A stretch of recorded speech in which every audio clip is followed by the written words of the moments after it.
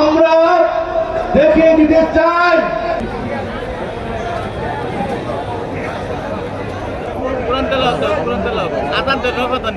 সভাপতি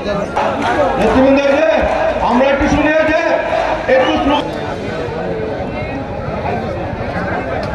নাম করছে বাংলাদেশ জাতীয় স্বেচ্ছাসেবক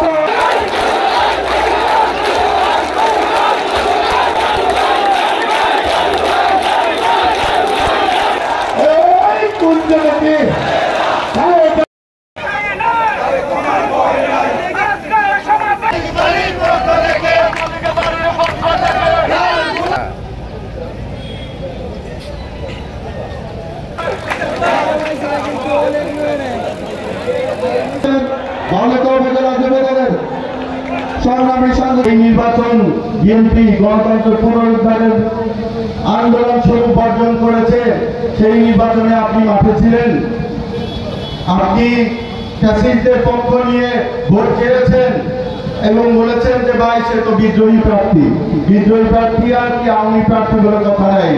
7 জানুয়ারির যে ভোট বর্জনের আহ্বানে তাকে যারা সাড়া দেন নাই তারা সকলেই ফ্যাসিস্ট। আমাদের নেতা তারেক রহমান স্যার পরিষ্কার ভাষে বলেছে আগামী নির্বাচন একটি কঠিন নির্বাচন হয়ে যাচ্ছে। ইতিমধ্যে আপনারা দেখেছেন একটি অদৃশ্য শক্তি নানান ষড়যন্ত্রের মাধ্যমে নির্বাচনকে বানচাল করার চেষ্টা করছে।